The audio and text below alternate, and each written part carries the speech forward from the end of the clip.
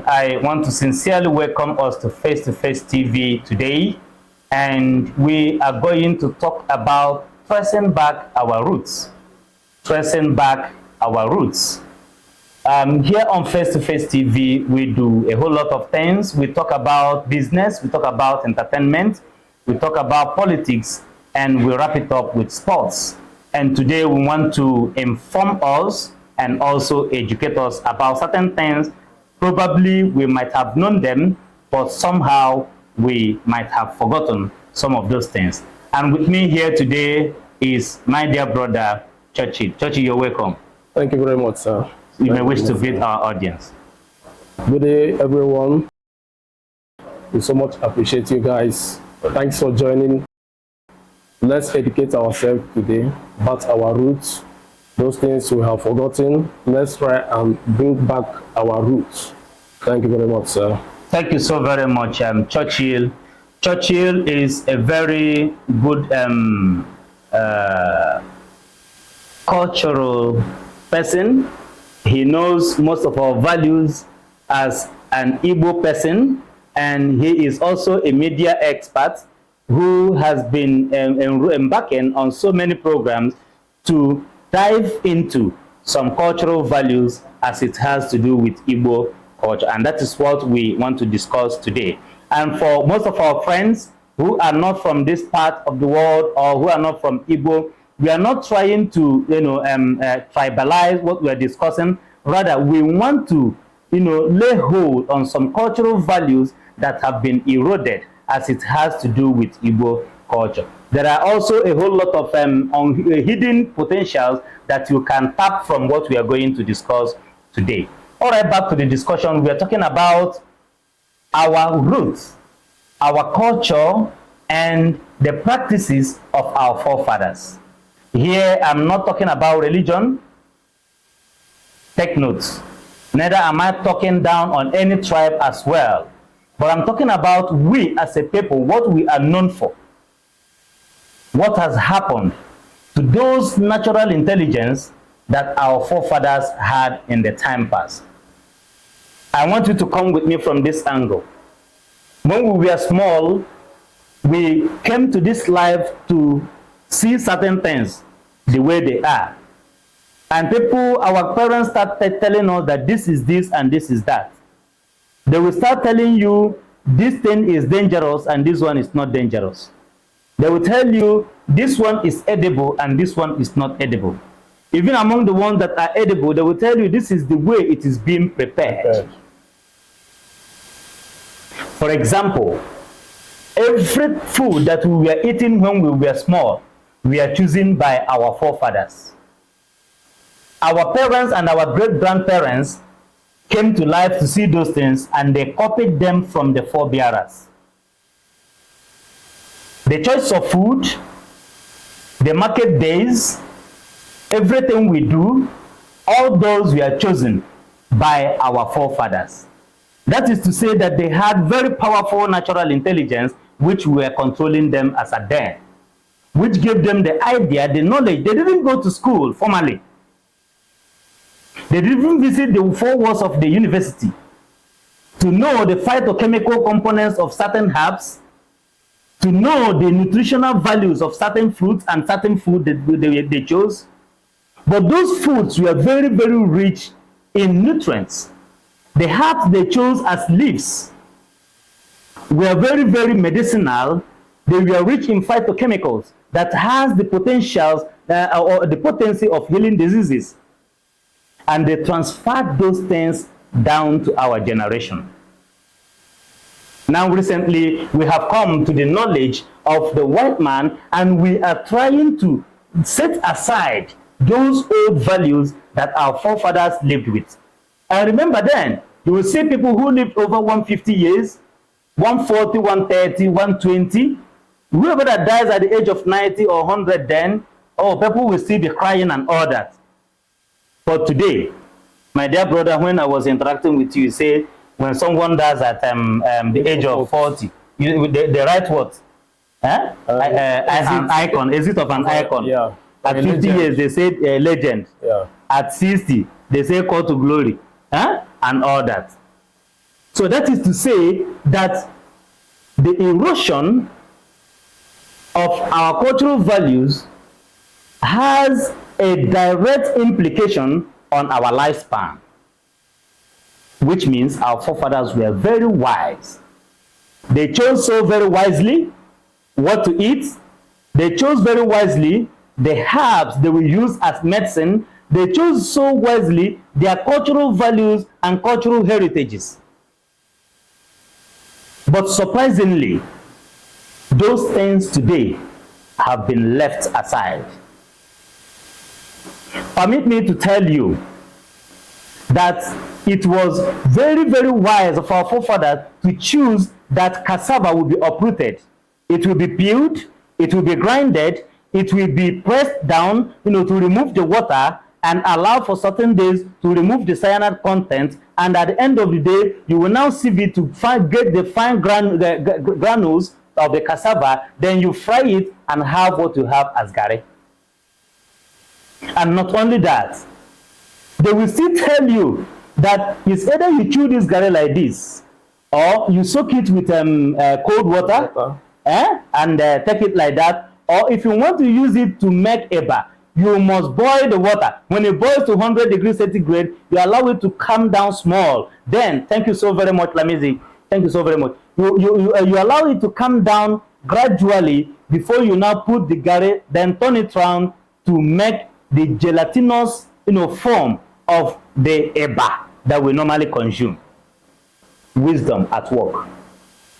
They come from the other angle. They said, okay, if you don't want to do it like that, get it, cut it into pieces, peel it off, allow it, soak it for 3 days. To the 4th day, you bring it out, sieve it completely, then you have a fine settlement of the residue that comes from it, which we call the apple.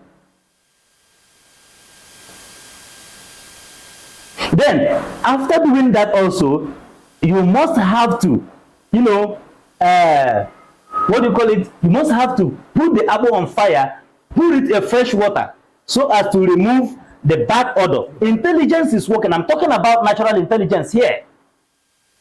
I'm talking about natural intelligence. And the process where you are soaking this cassava in water for about 3 to 4 days, you are also fermenting it, removing the cyanide content, trying to prepare it so that it will be held very, very good for consumption. Then after that, you cannot turn it round on fire and have what you call fufu.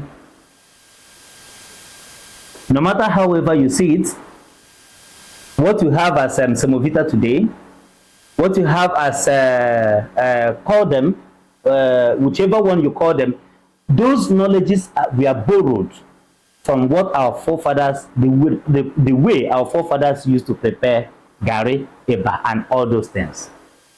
And at the end of the day, they will write a whole lot of directions for you on the paper and tell you, you must do it this way, you must do it. At the end of the day, what you're getting is still what looks like what our forefathers used to do. Yes, exactly. So they were just trying to imitate what our forefathers used to do. So who said that our forefathers were illiterates? Why should we abandon our roots? Going for synthesized foods, going for artificials. In those days, a typical Igbo woman pot of soup is a typical pot of medicine. In it, you have everything that will make your body, your system come back to life. That is one they used to prepare then. They don't used to put salt in it. They use all sorts of natural ingredients to spice it up. Exactly. They call it okpoko. They use stockfish, put everything, fish, everything. There will be a whole lot of ingredients in it, but there will be no salt. No salt. They call it okpoko. When you finish eating these things, I use this to remember my grandmother from my maternal home. Now, these people chose the food they will eat so wisely and also chose the way those things will be prepared. If they want to eat meat, they will make sure that this meat is properly, they don't eat meat that dies by itself. After the directives that were given to the Hebrews in the in Bible time. And they will make sure that they prepare this meat to remove all the oils, all the fats, and everything that has the potency of causing disease. After that, they will now bring what we call ingega. They will perforate the ingega very well, and put it on fire. Use charcoal. It's not a flame. Yeah. You must make sure that the flame has been extinguished. Then you use coal, coal that is generating heat. Put the ano there, maybe the chicken that you have killed, and make sure that it dries very well. Very well. These were the practices that our forefathers were using. As at then, you cannot hear cardiac arrest. You cannot hear that someone was walking and slumped. You cannot hear cholesterol. You cannot hear all these nonsense diseases that we have today. You cannot think of cancer. All those things were never their thing. How can someone who is eating natural products, fresh fruits and vegetables from his or her backyard, have all these kind of things? Well organic. And then, well organic. Even the chicken we are talking about was organically bred.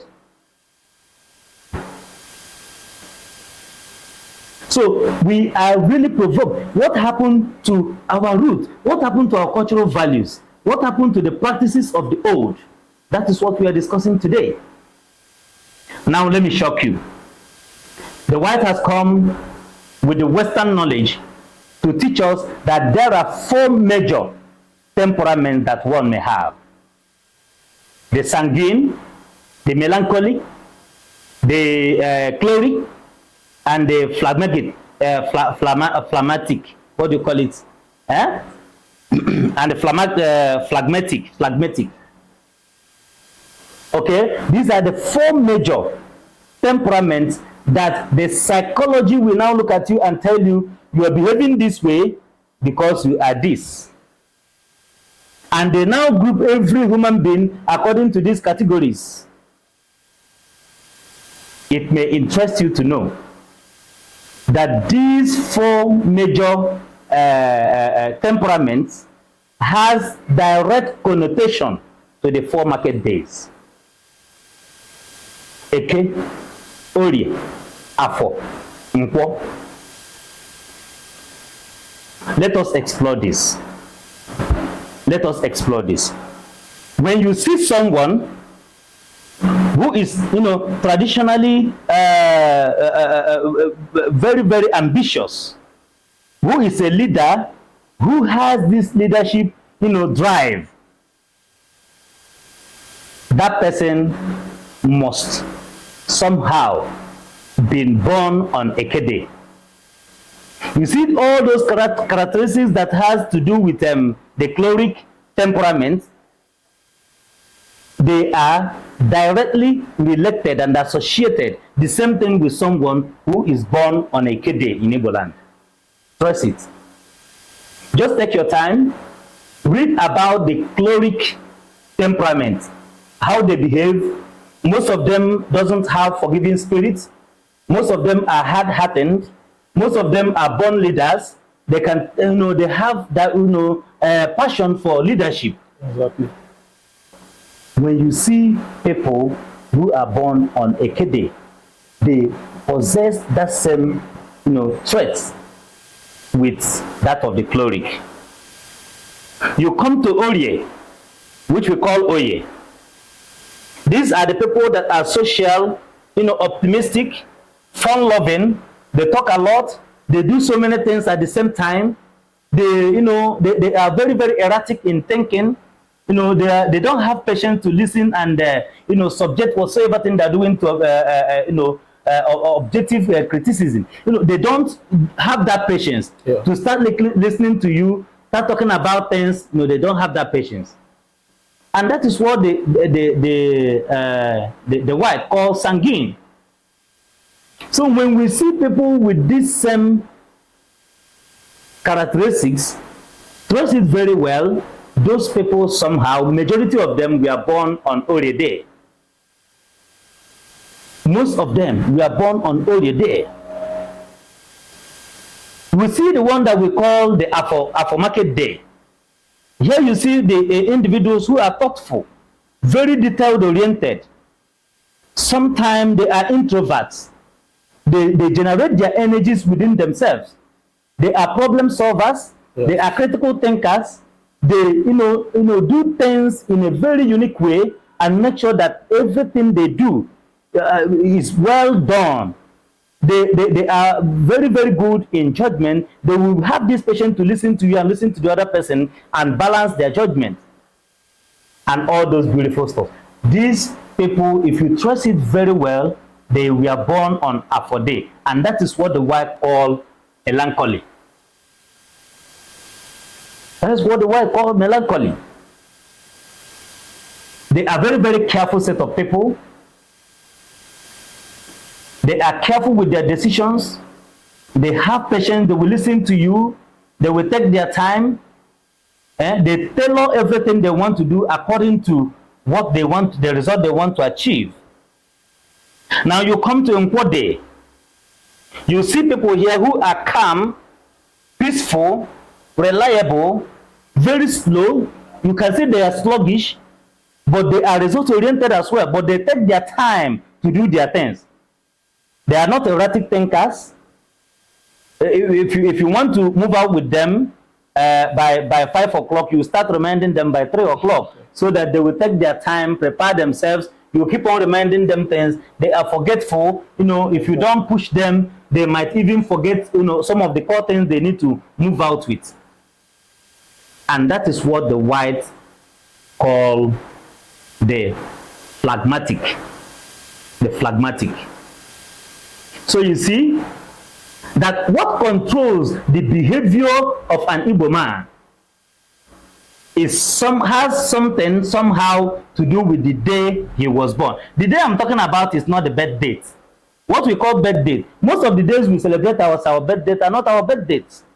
Most people have falsified their dates when they were searching for job in the quest to remain in civil service. Exactly, yes, in one way or the other. Yeah. They pick another date randomly. And for the date they are now celebrating today, it's not their birth date.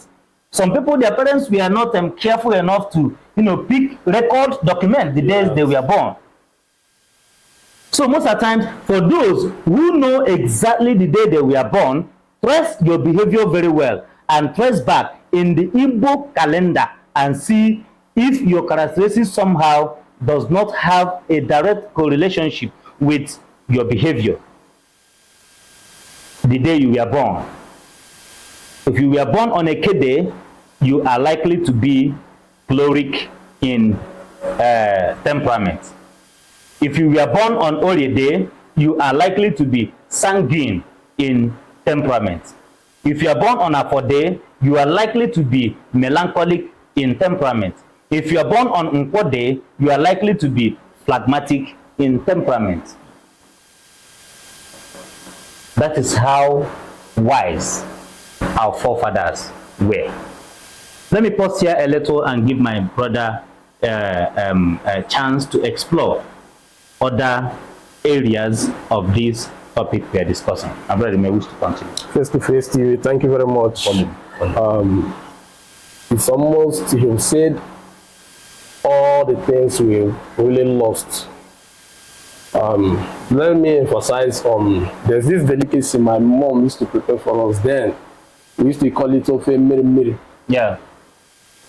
Believe me, after eating that delicacy, the way you will sweat, the way you'll be sweating, and those days, you hardly see a child suffering from malaria. No.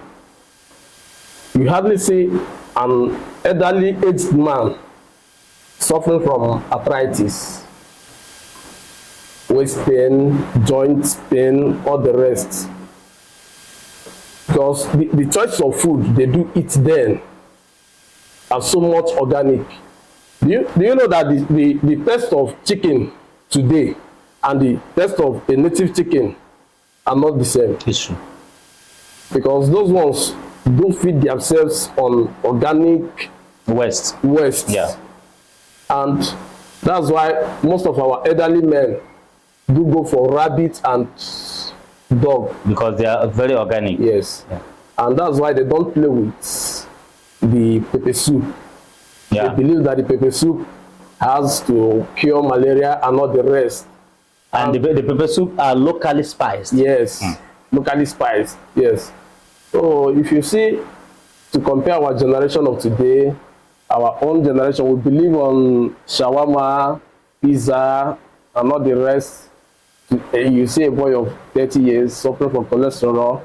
You see, and moreover, when you come to our own tradition, like let me say my village, this soup you mentioned, that's okpoko soup, used to be one of the favorite soup of every elderly man.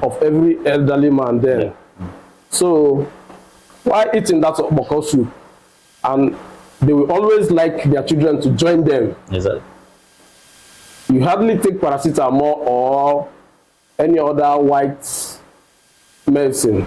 They believe on all those native herbs and all the rest. Like when someone is having running stomach, there's this leaf, this scent leaf. Once it's been squeezed and given to that side, over. So we've lost so many things. We've lost so many things.